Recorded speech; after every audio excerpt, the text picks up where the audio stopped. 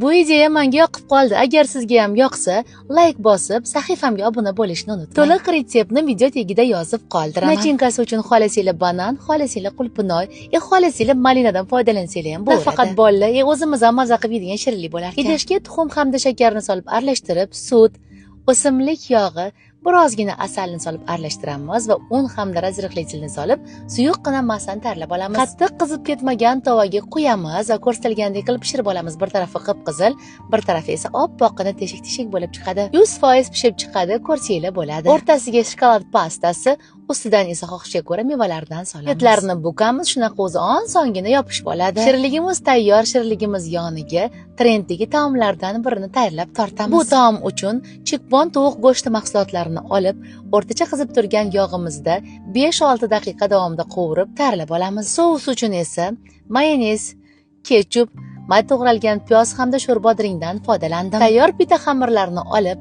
o'rtasiga ayamasdan sousdan surtib, ustidan iceberg, xrustlashli tovuqlarimizni joylab, ketidan pomidor hamda bodringni ayamasdan solamiz. Eng ustki qismiga sousni joylab, ko'rsatilgandek qilib yopib, har ikkala tarafini tovada, yog'siz tovada qovurib olamiz. Bir zumda mazali taom tayyor. Yetib yoqqan bo'lsa, notirangizni duo qilishni unutmang.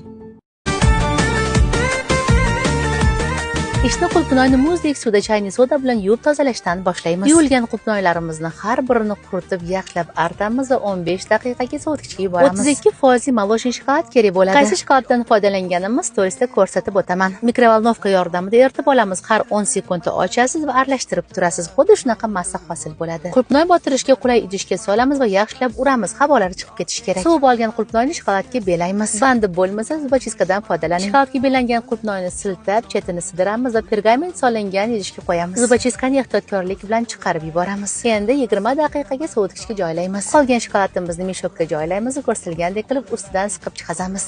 Yo'l tushirish texnikasini sekinroq ko'rsatishga harakat qildim. Yana 10 daqiqa sovitkichga yuboramiz.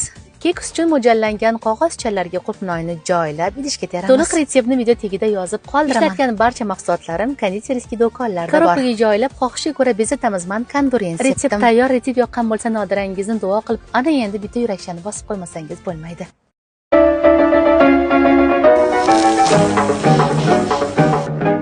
Endi menda qolipim yo'q deb bahona qilib o'tirmaysiz. Folga hamda stakan yordamida mini qolipchalarni yasab olamiz. Trenddagi hammaga birdek yoqayotgan San Sebastian retsepti eng oson usulda. Idishga shakar upasi, un, slivka, sut, Pinar brendining beyaz tvorojniy sirini o'lchab solamiz. Choper yordamida, choper bo'lmasa, venchikda bo'lsa ham yaxshilab aralashtirib olamiz. Hamma massamiz yaxshilab aralashgach, ustiga tuxum solamiz. Yana yaxshilab aralashtiramiz, massamiz tayyor bo'ldi. Oldindan tayyorlab olgan qolipchalarimizga massamizni qo'yib, pechga pishirish uchun yuboramiz. Pishgan cheeskeykimizni sovgandan keyingina qolipdan yechamiz, ya'ni qog'ozlarni ko'chiramiz. Agar sizga bu massa ko'plik qilsa, 3 ga 4 ga bo'lib ham tayyorlasanglar bo'ladi. Kichkinagina mazali San Sebastian cheeskeyklarimiz tayyor bo'ldi.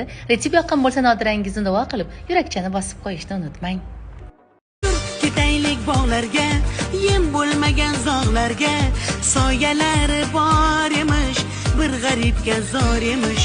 Yur ketaylik tog'larga, qalbi butun. Bugun bizda oilaviy dam olish kuni. Tabiat qo'yniga dam olishga borganda vaqtingizni taom tayyorlashga sarflamasdan, maza qilib tabiatdan bahra olgan yaxshi emasmi? Bunday pikniklar uchun eng qulayi mazali taomlari. Eng yoqqani mazasi, juda yengil va rostdan ham mazali. Uni ustiga juda qulay, ochib darrov yesa bo'ladi. Bolalarim uchun burger olishni ham unutmadim. Keng assortiment, Toshkent bo'yicha esa 35 dan ortiq filiallari bor. Tabiatda esa ayniqsa boshqacha ketar ekan. Hech narsa pishirmasdan mazza qilib dam oldik.